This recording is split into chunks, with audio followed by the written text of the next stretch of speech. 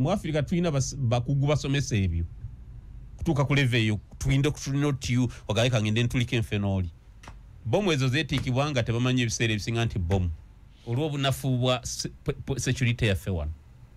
Sweeping conclusions. ADF mu dakiika 3 dakiika 3 30 minutes kati omutujju omulala nga si wa ADF gwe tolooza nti adda wali n'aseka n'okuseka twafuna Uganda twamala. His father detonated himself at CPS. Bomu yajijawa. Never know by batujju honorable. Yes. Supplier aliwo oyo. Atukana okusupply supply nze nono mwana emyaka 2. Abasiraamu abali mukyenda mugongo bafere bakulimba. Abagamba nti babongeresera. Mbonaffe teko butujjukira abajulizi.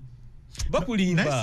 Assalamu alaikum warahmatullahi wabarakatuh. Yenze Haji Arun omusomi w'edduwa asangibwe Bulumaji ku luguudo lw'Ejjinja kola ku bintu ebyenjawulo ng'emuli endwadde zitawaanya abantu ababulijjo kola kwabo bonna abalina ebizibu mu mukwano bw'oba olina ebizibu mu mukwano jangu gyendi neeyonera nsobole okumalira ensonga kola ku mikisa egy'emirimu kola kwabo abaagala okugenda ebweru buntu nk'okozesebwa amajiini okozesebwa saitwani ebyo byonna mbikolako osobola okukozesa ennamba z'olaba ku screen oba kuweereza obubaka ku WhatsApp. Ku 103.3 Radio 4 ensonsozi wasizeyo otya tuwuliriza ku Radio 4, Radio 7 ne Radio 8 Adam Kungu gegange dakiika 26 zokka zakera ku ssaawa 3 ez'enkya y'olunaku olwaleero 1-on-1 mu kizungirizi ne Honorable Mubarak Munyagwa Mugati gwa Bata bwetu bwe tuli olunaku olwaleero gwa wawulidde buterevu nnyo ebyavudde Mbarara. Norbert Mao got another 5 years ng'akulembera ekibiina kya DP. Yalondeddwa under very controversial circumstances. Ng'omye taekwondo bikonde ensambagere byonna byanyose nga bali Embarara eyo abamu nga balowooza nti Mao ali ku bibye ng'omuntu. Kale neyanza muganda wange Kungu abatuwuliriza n'abatulaba mbalamusiza amanya ge gonze Munyagwa Mubaraka nga bulijjo banaye Mukama Katonda yebale kubakuuma Kungu nawe Katonda yebale kukuuma wendi ya njagala okulisaayo ababadde na mugongo n'okwebaza Katonda olw'enjega gye yawugudde ya bomu eyo yabadde mu mbeera naye obutatulikira mu bantu oba yabadde yakigendererwa kyo bakigendererwa kinaye obutatulikira mu bantu basinga yatuuse mu bantu mu lutikko osanga kati emboozi singa eriwo abantu bangi bali awo kyandibadde kibi. Mukulu Kungu nzikiriza bino ebimu mbyogera manyi tebikuteeka mu matigga naye ffe tulwanirira abantu. Mukulu Kungu waliwo ekiragiro ky'okugoba abalaalo mu Northern Uganda naye ekiragiro ekyo tekitwala abalaalo bokka kitwala Abaganda Abagisu Abakibona abagula ettaka mu Northern Uganda bali mu kubabba bagamba president nti abalaalo bawambye ettaka naye ng'ekirimu ekirala mulimu n'abamafia abaagala ettaka n'ayagula bamugamba vaayo oli yakwata ku ssente ze n'agula ettaka lye omuntu n'agenda mu community omaitaka eyo lyabika Northern Uganda ettaka liri communally owned it's customary tenure lyabika family zituula oba baagala kuweerera mwana ne bateeka ettaka ku market nga family ono najja n'agula kabe Munyankole kabe Mugisu kabe Muganda kabe Munyarwanda nene mujjako ssente ze ne muweerera abaana bammwe muba mumuguzizza so ate okutuuka ne mwefuula nti kubanga waliwo ekiragiro waliwo ekiragiro so they are taking advantage exactly kituufu waliyo isolated incidents bantu ng'omu babiri abanyaga ettaka naye ezo muzikwata nga bwe ziri naye toyinzaga kati buli aliyo nga si mukyoli aveeyo ate abakyoli bo gye bali ewalala kanange oyinza okungoba mwakyoli naffe ntujje waffe ntugamba naffe abakyoli abali embalala muveeyo so ekyo president gye bali mu kusetinga si nnungi. Abalaalo bano president wekiriwa president yantaddewo commission of inquiry enoonyereze ki ekiri eggulu. Waliwo omwami bamuyita Mukasa yasinga okunnuma nali ekawempe nga ndi meeya ne batunda ettaka lyabwe naga tugende tulunde ne bagenda bagula ettaka enooya n'omulala bamuyita Ssenyonga ne bagula ettaka enooya naye nabo bangambye society community ne baguza area land committee ne bakolera certificate ya customary tenureship district land board ez'abakyoli nezibakolera ebyapa ne baba wakati babagane namwe mugende baganda mwe president yagaye mwe abali eno mugende president sinonji kintu kyabalaalo tusaba government eddemu ekitunuulire abamu abasinga majority ettaka balitunda abakyoli abo tosobola kubabeeramu ettaka bali babbako bubbi bakutta so president akinuulire naye olwokuba yayagala kalulu obamuge tugobere bano nojja nogamba buli aliyena aveeyo abagisu abaava ebuduuda bagobye abeeno bagobye kiba kibi okay nindoza bajja kuulya because bwabanga Munauganda ayina eddembe okugula okubeera Munauganda ayina eddembe okubeera buli wayagala nyingo ya 29 musemateeka oba nvuddewo nengenda mwamuriat oba mudate kati gokungu toli enakasongola avayo baki baluli toli mululi nosogula endakasongola notekayo ekibira oba farm oba ki dembe lyo kaya atoli okera gamba bana Abaganda n'abaki batuviire nkadaffe tunagamba nti abali meta singa ina square miles ezo zainako ebikajjo naye tumugambe ddayo India muntu bwagula ettaka muleka alikozese ng'aguze ekizibu kyaku kunyaga bwagula oba n'apangisa 60% gye nazudde abantu abali mu Wacholi 60% bagula 20% bapangisa wakolera kakati mwali mbana abali basoose abatayayo obutayaya kubanga nga ettaka terikozesebwa abo it's another case bano batayayo obutayaya nga wali wendagaano nagula ku chief gundi family gundi gye nagulako sente bali banonya fees z'abaana manyi n'abaana babaweerera communary batula chief n'atula tulina abaana bagenda ku university 20 twetaga million 5 nti tundeko ekitundu kati mune mutwala sente zange ane mutuka ne mungamba nti muveeyo mugende ndabana yofuza kati bantu bagobe it's unfair ate tuli mukuteka kwa ukanyamba bantu mawanga ate tuli mukola kiba na Uganda buli omwabeere wali anyurire wali unange so kugule ne gundi ne West Nile so gula nawa ngana bubaguze wafenze neiba wange mugundi mukalamoja emabega kawo ndabye kuona abantu balandloading basajja batoro basajja exactly oshibwa president sagala bakudise kuddamu ebyo kadi president bamuzanye reverse psychology olokwa president mulalo bamugaya balalo bo batwala kettaka kati yena ati akalukafa wali directive ya president ya fulme mabega kawo kusonga yemu I think some months back nga yali ayogira kwaba bataya I thought that was okay exactly abataya omulala atayaya I'm wondering kino kyachuse kityo kati bonna anti kati bano kyeberimbise mba nabyafuzi bayo abamu kati munabyafuzi yamanya nti zino square miles bano baba goba mataka gano ne bagenda government ejo balirira fe tujali ediza oba diru tonagitegeera bano nze eri MP president abalala kati jukire kyabalalo kitwaliye mu Abaganda abagisu abaki bonnetaka ne balirekawo muveeyo mwenna mudde wamwe that even sounds rude exactly mudde wamwe a cake it is a cake we simaina president bwe bamumatiza kwogera kintu ekyo nti mwe muveeyo abali banga bomalo kugoba abantu abakwata sente zawe ne bagula ettaka no baga mudde wamwe atenge ewaabwe gyobasirika nawe gyoli so what would happen aba LM people nabagamba mwe mtuviire basula wano buli mwaina wamaka mwenga mwaje Buganda ne muzimba mwemina right egule Buganda baina ne farms muno mwemina right egule Buganda mwete aballa tebaina right sezigula wamwe mutabali awotebate wechirwa president eyo Katemba bamukujjemu nawe ebyo tebikola nzo kujjaka atagula that's another thing bana abemundu nagoba abantu naye omusajja yava buduuda landslide zimugize n'atunda akasooli we yayina naje no yanagula oba nagula nenti nalunda nenti kwa itaka lyange sooli kolyako kyenjagala kuba liryo omusajja yaveeka wempe muzeyi mukasa agenza aguze square miles 2 ainako ente Rukaga mgadde wamwe kakati mworo kuba mulaba agaggawadde naye nga yagula nti atedde wamwe Buganda ndaba honorable Dongauto ndaba ALPPS wa president Kenneth Olmona beba mukubakambwe nnyo ku nsonga eyo balimba omanya abantu obutaba na mazima kintu kibi kankunyonyole kungo obutaba na mazima kintu kibi tuyina ekirwadde abantu mufa ky'okusomesa kirina mu Buganda wano kye tuyina okukola kusomesa abantu baffe kuyiga kukolera ku ttaka butali etundako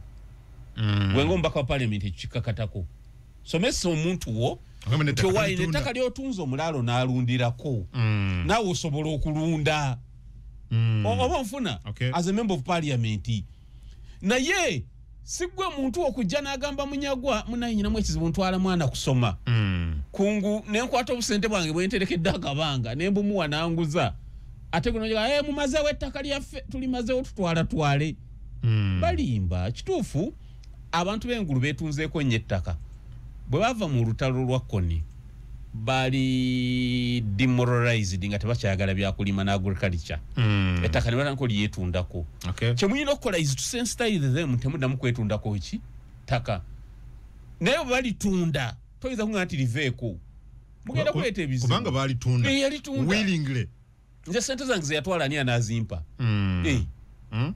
otutte sente zange osomeseza omwana wafunye diguri milioni zange 3 wazitwala osomeseza abaana bo bonna okoze eki kandi ngate omalaga ettaka bali tumazeeko munaite tukyalina kataka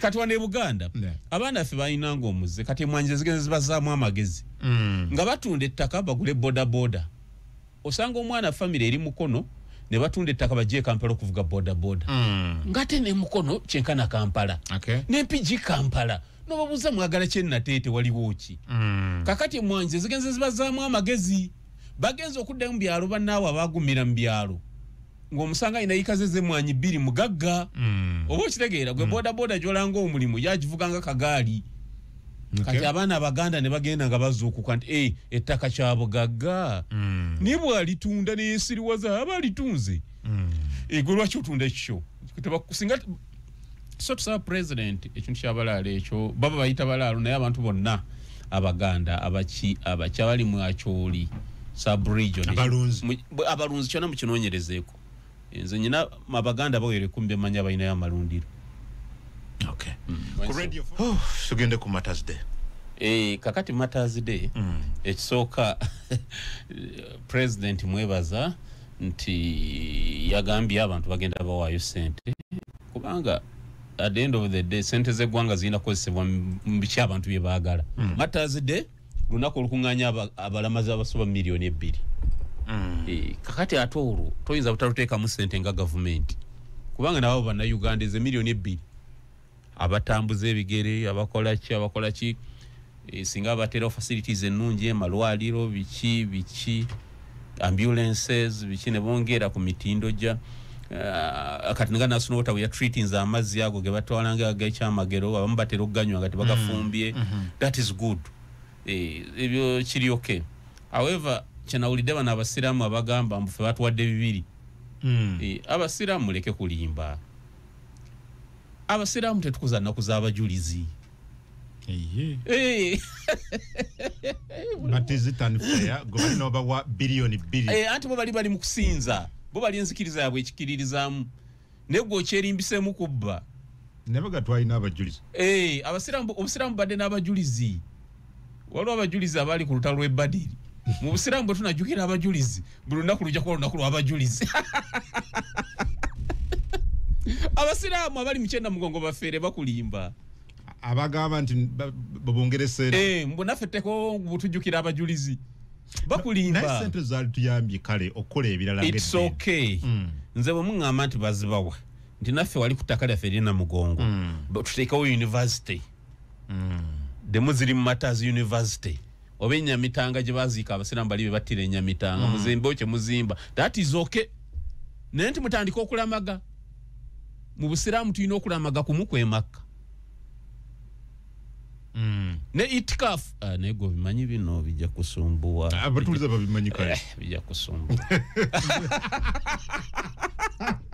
tulina kye tuyita itikafu mu kisiibo okufuluma ewuwo ogenda obeere mu muzikiti omubaka yatugaana yagamba si buli muzikiti giri egi gye tukola mu itikafu haramu ogw'emakka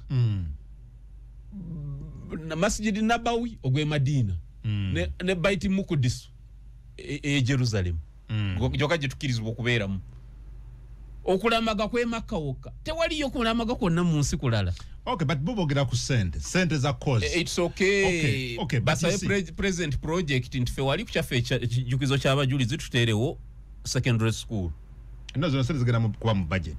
So what I was thinking, yes, tuzifunire mu linnya lya bajulizi baffe nga edini endala ziri wezigenda okufuna, then tuzikole mu byoyogera. Boche bakola batandika n'okuteeka wedduwa ku lunaku lw'abajulizi. Really? Bakulimba ye bajulizi ki babatira ki bali bayeekera mwanga bali bayeekera kakati abajulizi abo bali bayeekera tubulire kakati oyo mukajanga yali court marshal nga bula General Freeman yavaako oyo Freeman nga mu Freeman bwe yali mugabe ye mukajanga w'obuddo bwe yali court marshal abwakabaka bali babusiba mu ngeri nti kabaka yalinga Katonda obo kitegeera yasembayo kati kabaka w'Ettoolo bamuyita omukama w'Ettoolo mu mannya ge erimu bamuyita Kabamba Iguru ye oyo Nyimba Kabamba Iguru Rukidi owakana Kabamba Iguru nti yawanika eggulu eryo kati oyo gy'oleeta enzikiriza egamba nti waliyo Katonda yatonda eggulu eryo tola nti oyagala kufunika gavumenti kulya mu nsi lukwe ojo ulire ansem kankozesa Ettoolo saa kozesa nnyo Abuganda kungojja kungoba wano but kankozesa Ettoolo bw'oba ogibulire egamba agutambo mukama weitu agutambe manzi ya toro karamaro mukumafuzi hangiriza omwebingwa ojude verse sembayo stanze hangiriza omwebingwa meaning tutendereza omutanda okutendereza nga tutendereze Katonda kati ona agamba tendereza omutanda gwogamba tendereza Katonda yeso teba reason kulya mu nsi you'll be arrested so abajulizi yes bali balidde mu nsi olukwe mwanga yabalanga bagala okuvunika government nyini nsi ye mwanga ate mu mga waliyo nyini nsi omulala kakati fe mu Busiraamu bakugamba tya Allah otya ababaka be n'ebitabo bye naye mutye n'abafuzi mu mmwe Commander in Chief yena bamuwakanya bamuchekingaho mwanga waze Commander in Chief oyina okumuwakanyanga bwolingiza azaako ki bwagasikiriza kwazina tokeera n'oyazina kunkunyonyola ojja kufa oli mukafiri ekyo sikyagala bagamba mpeza okwazina togeza n'ofuuwa muzindalo nti oyazina ate dini yebendaze Allah wange gwenzikiriza Allah yakuwa ombaka sallallahu alaihi wasallama waliwo endagaano gyoyita Yahudaibiya yali ateesa n'abatali basiraamu naga katukole endagaano teddamu kwetabaala nti muwandike endagaano baali bawandiika ne batandika bisimillahi rahmani rahim nagamba ekyo mukijeeko tetukyagala Umaru natabuka naga Muhammad sallallahu alaihi wasallam Umaru kakkana mukijeeko endagaano eri wakati wa Muhammad ombaka wa Allah ne naga ekyo Muhammad ombaka wa Allah mukijeeko mugaye Muhammad mutabani wa Abdallah Umaru ndatabuka ndede sikiri nabuka kakkana ombaka nabwa kakkana mukijeeko mukije embere dini bagisinza mu mbeera okusinzira mu nsi mwoli kankuwe ekyo okulabirako China wali abakatuliki milioni 14 ne record zigamba nti abeera ganga abakatuliki bali milioni 7 milioni endala 7 they are underground Catholics lwaki ante China dini eno okusinza dini kintu si kyangu balondanga papa yalondanga ne ba bishop abasindika ati papa yalonda ba bishop China negana toja abasindika yowana fe bishop okutusa bakutuka kunzikiza nti fe tuyina ku recommendingira amanya tiona tusoka bishop bola bosime nosima busime abere bishop nenga avudde mu fe nero no papa yabadde kono ne bakikanya tukali kali China katuchikirize government ya China ebemu n'omukono mu kusala wani bishop ye dini nego bakugambye oli hangiriza omwebingwa agutamba okutamba ni rutoro okutamba kitegeza ngo okuvumula ebiseera ebidozo omusujja bagwali mungi agutamba aguvumula abakabaka bedda balina amaanyi abanyankole abalina olugero ngu enganzi yakwihamu eriiso omugabe no buyakwiza tarukurigaramu Techi. Katikiro bwakujjamu eriiso kabaka ne bwajja talizaamu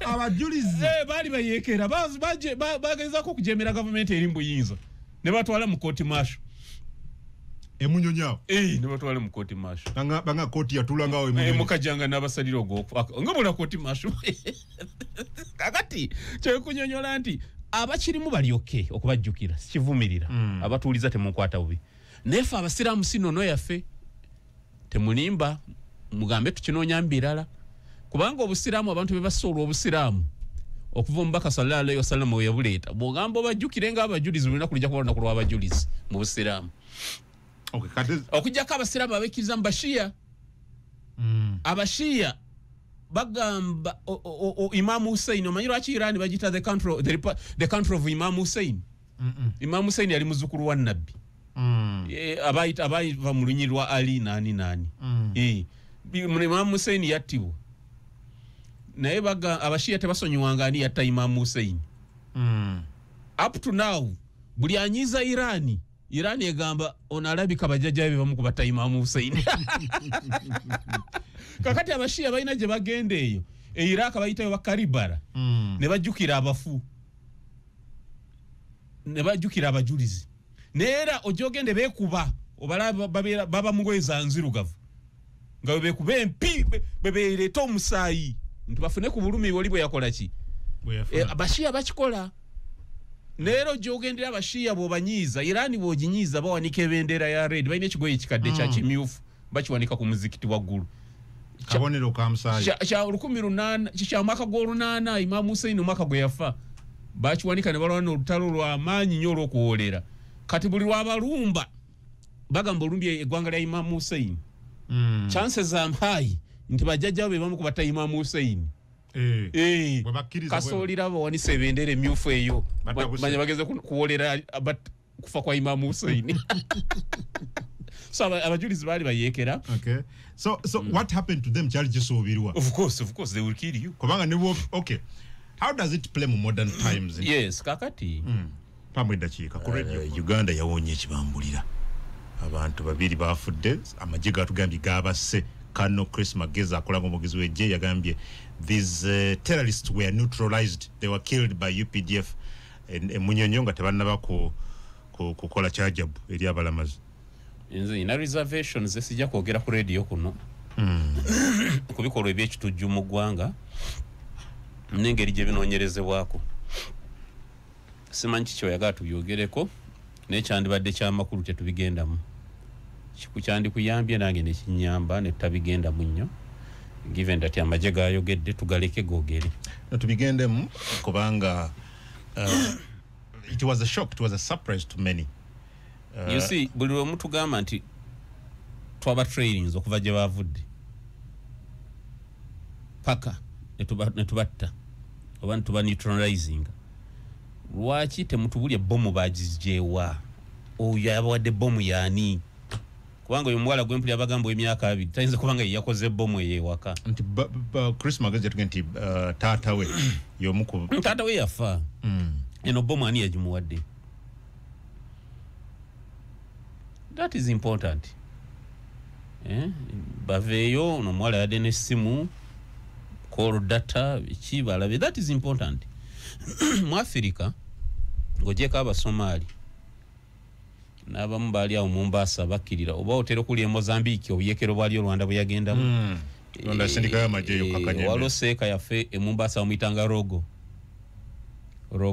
yali mu Somali ngali Mombasa radical nakubwa amasasi baseka babatte Mombasa ba radicals group ya Al-Shabaab yali extension ya Al-Shabaab ngeri Mombasa negende Mozambique northern Mozambique bebo uli Rwanda bekubagana nabo mu Africa ngojeka abasomali batona abayina imani ezezetugumbula tebali nayo suicide bombers kubukiriza abafu b'Africa kizibu ekisoboka kituufu suicide bombers mwebali ne it's not voluntary, it is not a voluntary act, it's always not a voluntary act.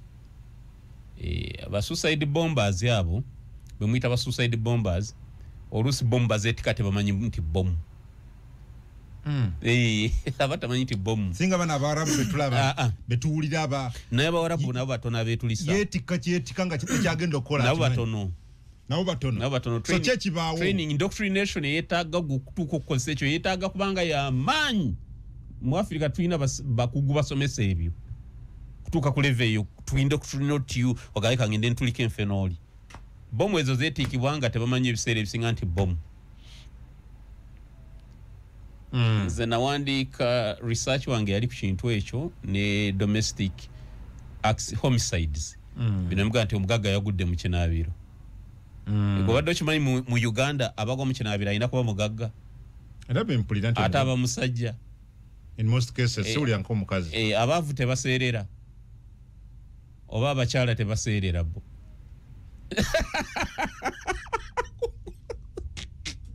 kungu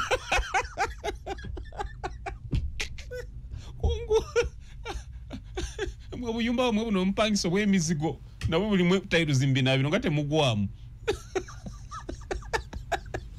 alina kuba biliyoniya ate nga musajja ate nga abakyala bebasinga okubeera ewaka olusi babeera nabazito olumu nga balina n'embuto nga tebaseerera ne babigwamu 99% y'abantu bagayagudde mu kinaabiro batte naye lwakuba tulina poliisi etamanyi kunoonyereza bakuba ennyondo wano kawompo ne bakasuka mu kinaabiro bakanyama nga babatadde edda mu nnyumba kati poliisi olusanga ogudde mu kinaabiro baleeta baaga yawe yogimanyi kino kibaaga ne bakusonseka ne bateeka omuntu atwala wali for postmortem omukyala ng'akaabamu ebiri omutemu yennyini haji temubonyabonya tugende bamuziike temutukaabye maziga malala nambe esinga kubuulira n'owulira radio 4 ku Gesato agakagwawo amabi haji gundi agudde mu kinaabiro n'afiirawo basajja mu kinaabiro waliyo kyekitta abantu nga tebagwa mu nzija naye tulina police and training CID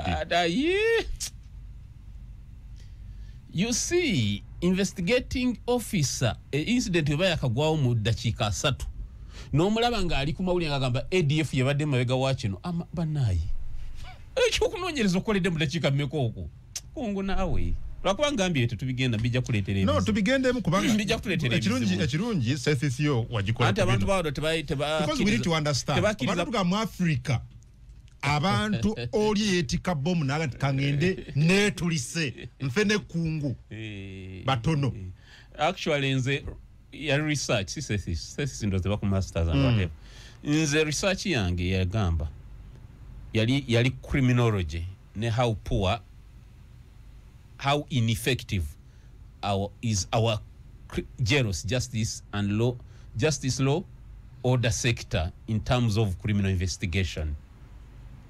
Yes, babya politics. Okay. Politics. Sinze nkugambye mu Africa mu Uganda abasajja be bagwa mbinaabiro. Ate omusajja oyo alina kuba mugagga.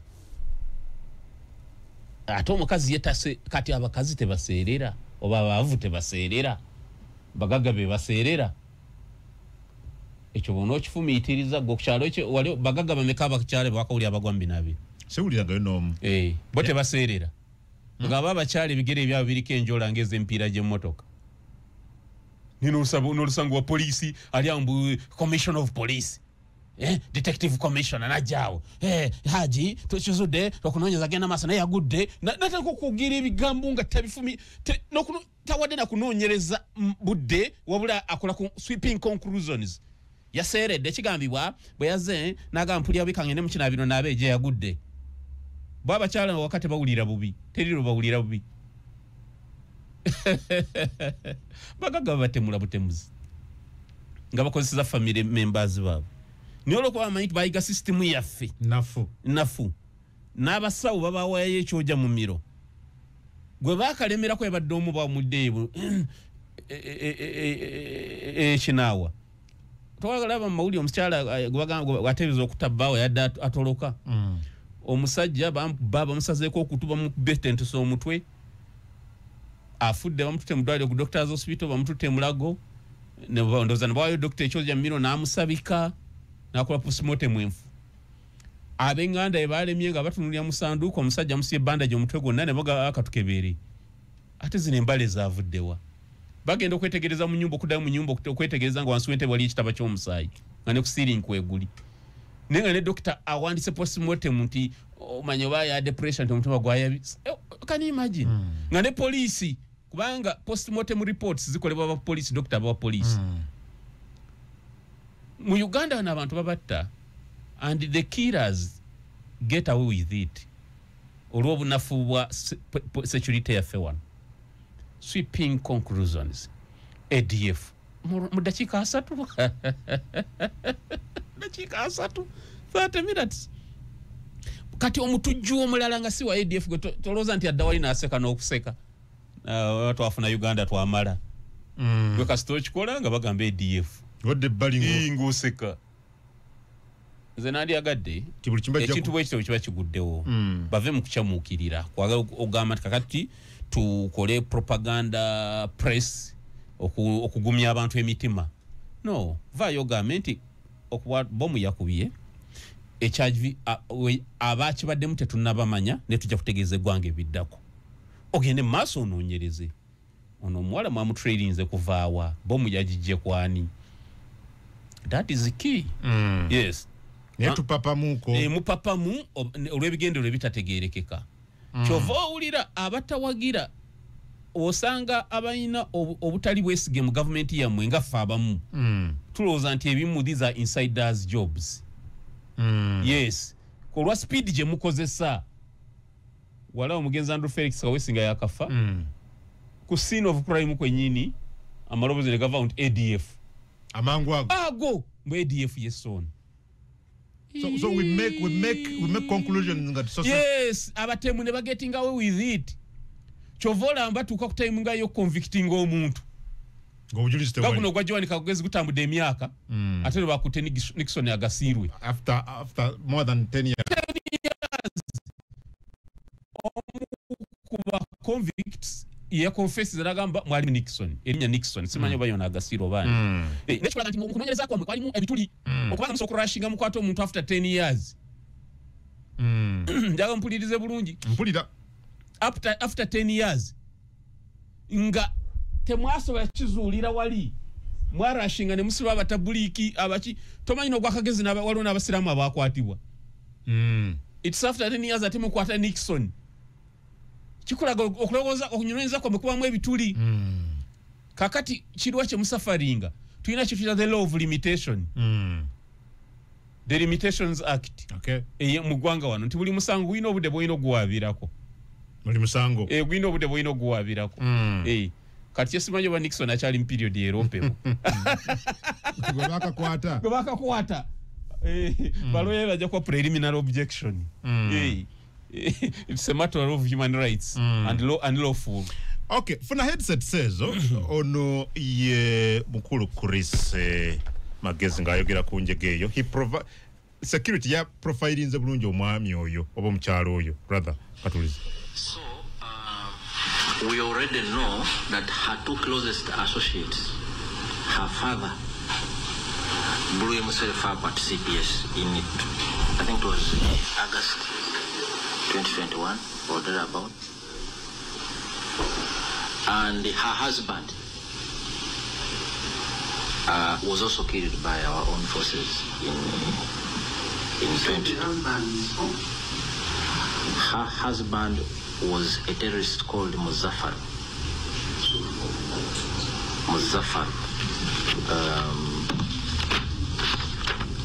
Muzaffaru, just a moment.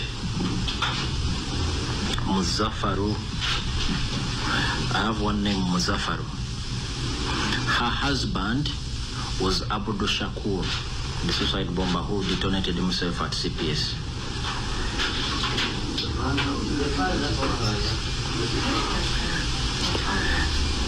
Yes, the father is Abdul Shakur. She was a daughter to Abdul Shakur, a suicide bomber who detonated himself at CPS. Oyo kano Chris Magezi akolango omwogezi wa Nigeria Uganda mukasera kano. I thought Honorable Munyaga would be a little fast or cooperate security until at least ba yanguiza. His submissions are self-defeating. His father detonated himself at CPS. Bomu ya jijawa. Never know by batuju Honorable. Yes. Supplier aliwoyo. Atukana kusupply supply nze nono mwana emyaka 2.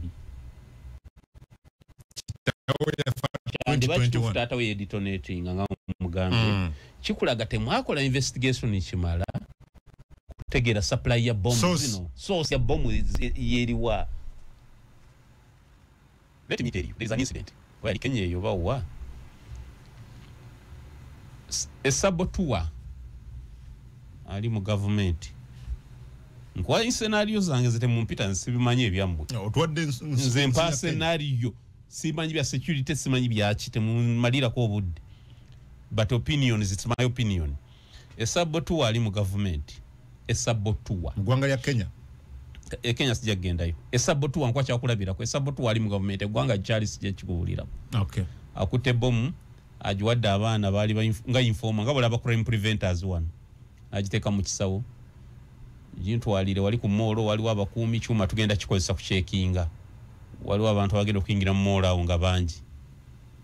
Na mwana nagenda n'ekyuma katono nnyo wa scenario mpa scenario nti ngezesa esabotua ali mu government ayaga okulaga nti waliwo obunkenke esabotua kivunule sabotua yena kigwanyizi omuntu ayagala okutabangula oba okwonoona omutima omubi kyeki ali mu government yakulaga nti waliwo obunkenke waliwo embeera y'obunkenke mu ggwanga asobola okukwata omwana crime preventer namukwasa ensawo eri mu bomu namugamba eno kino ekyuma kitwalira afande gundi alina mugongo abagenda kikozesa mukebera abantu najja nga amuvaako emabega kayayina remote omwana amanya akutte ekyuma nayita ne kaboda amuwadde emitwalo 2 abatuuka ku mulyango omukulu remote naginyiga ekyo mukitunulidde. So it's not temuina chiba papia take your time nekugati bombe yatulikira wali gundi yafune yatulikira wali zavaawa nika nakatambi kuwa kalabye akasa chulatinga kalaga enjegeno tala mu details za case eno ndeka ebito bigenda basajja ojafune ebyo tubireke neki yakubuli anze nkulaze bulazi just scenario njogera katambi wakalabye nakalabye nabirayo nesijja ko wabadde taxi sijja kogerako. It's my right obutakogera kesho ndeka sijja kogerako. Investigation za wano zilimu ebituli. Bomu yabwatu sapo zilimu ebituli. Chris yatugambye nti it doesn't matter oba basajja baabwe esasi bakubye lyatulisiza bomu oba omutujju yalabye nga eno neno tebakyalina kiddako nanyigana yetulisa. That is also another weakness. Nature tulisiza bomu up to now utachimanyi. Agabe that's not an issue. It is because sije motive yabano bochizula nsibe bagitulisiza chances are many bade tubamenche bayina. Chances are high. Yeah, high, sorry. Chances are high that bade tubamenche bayina. Echo nacho chikuru. You need to inquire into the entire race gestai. Chita race gestai. The circumstantial evidence, the surroundings, chechabaddewo. Akatambika nani akaku. Honorable. Tugendeke ebweru. Russia, Ukraine. Russia. Kakati olutalo Russia tusaba international community antuyambi. Ne matiza Russia na Ukraine ne bakanya. Olutalo no eruvaawo. Okay. Buli lunaku graduating out into mu kintu ekiyinza obutalizika mabega. A slight miscalculation kati mukadde ketuddako. You see, Russia is a nuclear superpower. Ewo kyagala bato kyagala. Russia is a nuclear superpower. Chechi. Russia tesinga ne America emizinga ja nuclear olowooza. Russia is a nuclear superpower and it is number 2. it is the second military power world over. In the world. Second military power. Yes. Nga wali ngano genda okusomerayo. Russia. Anti byosomerayo toina bya applyinga. Ebya mawulire bye. PhD yange njagala ngende. Amwanga ajja kusibira ekikokolo. Bugana langa wasomera Russia. Bajja kumanya nti baku indoctrinating. Ensere ina abagifuga nabakugamba. The West. Bajja kusibira ekikokolo. Ate balina ba partners abanyi ne ba allies. So PhD ya Russia tejja kuyamba. However, Russia gwanga lya amanyi lina Russia has a lot of potential. It has a small population seated on a very huge piece of land with resources. So Russia, being a nuclear country, njagala googling akawo of ne Revelation 16:16 ku Bible. Revelation 16:16. Abasomyi ba Bible engeri gye twakava matazi de verse eyo gisomera abantu. Revelation 16:16 mu Bible. The book of Revelations and End Times. Revelation kwe kubikulirwa. Katonda yabikulira John 16:16. So much. Revelation 16:16 eri wano egamba bwetya ampulirizaako radio 4 ne radio 7 kwasa radio 8. Okay. Ebuze chuma change kibuze wano but ogirogena maso ngena kakati the book of Revelations yerimo kubikulirwa Katonda yabikulira John mu kitabu Revelations kyekimu ku bitabu bya John nti Katonda yamubikulira ebiribawo ku nkomerero y'ensi enetera okubaawo. Revelation 16:16 eyogera ku bino wammanga nti John yebaka Katonda namubikulira ng'ensi enetera okugwawo bino wammanga ebimyanso eby'amaanyi. Dragon omukyala yasooka n'alabika nga atudde ku dragon. Dragon eyo gimanyi? Yes. Then omukyala oyo alabika ng'ali ku dragon waggulu. Nendaba ebimyanso eby'amaanyi okubwatuka okw'amaanyi. Bwe nabuuza ne baŋŋamba ne mbuuza bannaye ekyo ki ne baŋŋamba it is the Armageddon. It is the Armageddon. Kyekiri mu Bible Armageddon. Armageddon. Yes. Mulimu ebintu bisatu. Omukyala ng'atudde ku dragon. Dragon ogimanyi gwanga lye bayita dragon olimanyi? Nedda. China. Lwaki bakita dragon? Dragon anti esimbo yaabwe. Revelation 16:16. Then I heard a loud voice. Yes. From the temple saying to the 7 angels, go and pour out the bowls of the wrath of God on earth. First bowl, Lutham sowers. So the first went and poured out his bowl upon the earth, and a fowl and loathsome sower came upon the men who had the mark of the beast and those who worshipped his image. Kirira. Second bowl, the sea turns into blood. Then the second angel poured out his bowl on the sea, and it became blood as a dead man, and every living creature in the sea died. Kirira. Third bowl, the waters turned to blood. Then the third angel poured out his bowl on the rivers and springs of water, and they became blood. And I heard the angel of the waters saying, you are righteous, O Lord, the one who is and who was and who is to be, because you have judged these things, for they have shed the blood of saints and prophets, and you have given them blood to drink, for it is their just due. Our dragon. Our dragon. You were 16. 16 Joliko. But the okay.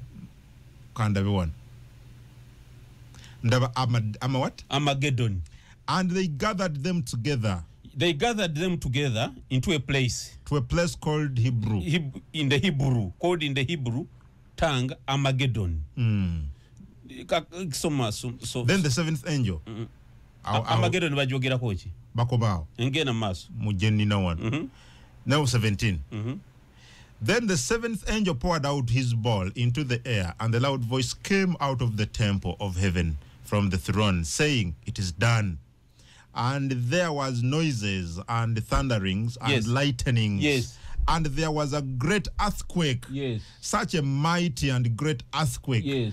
As had not occurred. Yes. Since men were on earth. Yes. Now the great city was divided into 3 parts. Yes. And the cities of the nations fell.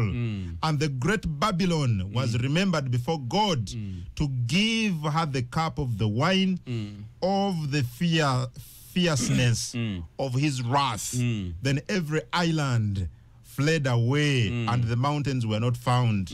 And great hail from heaven fell upon men, each hailstorm about the weight of a talent. Men blasphemed God because of the plague of the hail, since that plague was exceedingly great. Ono gisoma notwanso yina ujja kusanga ba dragon yakuliko omukyala. Kati kyagamba bwayogera kwa Armageddon, abasoma the book of Revelations, abasoma theology, the book of Revelations and the end times, baina tafsiri. Bagamba Armageddon kwe kusana wokwensi. Armageddon. Naye nti John the Baptist yakulanga mu kitabe ekyo waliwo okutuuka okirabirira nga kivaayo yawulya thunder ng'alaba yeebakanga n'abiroota ng'alaba okubwatuka kw'ensi thunder okubwatuka ensi nga nagamba laddu zikuba n'agamba ebimyanso ensi ebizinga ne bisaanawo ensozi ne zisaanawo bagamba yali ayogera ku nuclear Armageddon. Well, Armageddon one when somako, it is a prophesied final battle between good and evil. And evil. Often associated with the end of the world. Yes, kakati. Wagenda kubeera Armageddon buli kaseera tuli tuba mukale bwerebe kagwa mu kye tuyita Armageddon. Any slight miscalculation. Kakati Operation Spider's Web Ukraine je yakoze. Negende kuba bombas za Russia, strategic bombas za Russia. It is unprecedented. It is unprecedented kutakalia Russia. Russia mukunyiga eyinza okozesa amanyiga nuclear. Nensi ezimu ne zanukula. Then hence a nuclear Armageddon. Njaga nkutegeeza. Russia eweza nuclear warheads eziri mu 4,000. Naye nga buli emu zeina zonna nga3,000 zisinga gye basuule Nagasaki ne Hiroshima wazuulyako ze basuule Japan. Russia zeina tezimanyi ezo. I'm telling you. Bomu emu temanyi ezo. Emu. So, ensi erina okutuyamba ekomye olutalo lwa Ukraine. Tulilaikira okuyita slipping into what we call a nuclear Armageddon. Kubanga Russia bwenenyiga nekozesa omuzinga kwa nuclear America ejja kwanukula. Ina nuclear submarine zawona mu Black Sea ejja kwanukula. Bwe yanukula ngo noli ejja fagenda full throttle. Exactly, it's a nuclear Armageddon. And slight miscalculation. America ina ekizibu kimu. Retiring aba officers bayo nga bakyali bato. Niye basindika mu civilian life. Kakati mu mawanga agambye munywanyi wa America ne batandika bapangisa as experts. Obulumbaganyi Ukraine bwe yakozesebwayo bade experts ba CIA. Retired experts bakoze obulumbaganyi obwo. Bwabadde bwakikugu nnyo. Nnyo! Ne basimagolinga ebimotoka ebiri mu drones ekimu ne kingira Russia kilomita 12 mu Russia ebimu ne bingira 12 ne bisembera ku military bases kwa drone ezali tezisobola kutambula lugendo luwanvu. Jukira ziba zetise warheads. Omuzinga guba guzitowa. Eryanda liba lijja kuggwako omuliro. Ekyokubiri kilomita 12 meka baba detectinga bazikube. Nikyabaddewo. Emmotoka bazisimagolinze ne ziyingira munda mu Russia. Ne sembera kilomita nga 2 okuva ku military bases ezo. bwe bamaze ne banyiga remote container ne zeggula drone ne zigenda nga bazivuga abamu bagamba bazivuze buvuzi nga bakozesa remote abalala bagaza abaddemu artificial intelligence nga kye bazituma zisobola okukiraba ne zikikuba ne zikuba strategic bombers obukugu obwo sibwa intelligence gundi either bulimu abangereza na America America inzo kwanga si government but retired America ina human resource maje amanyi nyenzi wenyo abajidirira Russia America ina human resource ya amanyi nyo nti baba leka bataya they are young retired colonels baba ita former colonel former what they bataya yinsi eno banonya sente asobola okukola kintu kati olujo nga bamupangisa ntukolo lunurumbaganya kakati ezo those are miscalculations ngozanyira ku nuclear superpower nga Russia osobola gikwata wajiruma nera banga tesigaza option wabula okwanukula kubanga Russia ina stockpile yamanyi ya cruise missiles kujiti atyamu kuno ate cruise missiles ezenyonyi zibadde zizikozesa okuzikasuka cruise missiles zitali nuclear but these conventional cruise missiles enyonyi zibadde bakozesa okukasuka cruise missiles ezo kati bagendere to disable Russia by okuba enyonyi zibadde zikasuka cruise missiles yabadde bulono nene ku Russia yes naye Russia yinza isobola kunyiga neyanukula munyanukula enchabu kachemba tisa kwe kugenda ku nuclear Armageddon eyo verse eri mu Revelation 16 nengenda jikuba it is 16 oba 18 ngenda jikuwa bulungi ekijjayo bulungi nga John afuna okubikulirwa ababitabuta go birabanga ebibozibozi tebiri wero coordinated ne abasoma theology bamanyi kubitaputa nera bagamba the Armageddon John je yagamba kegenda kumala wese ja kuba rutarwa nuclear abasoma theology bagamba Luja kwa utorwa nuclear. It will be between evil and bad. The American theologists bagamba evil is the communists. The Russian.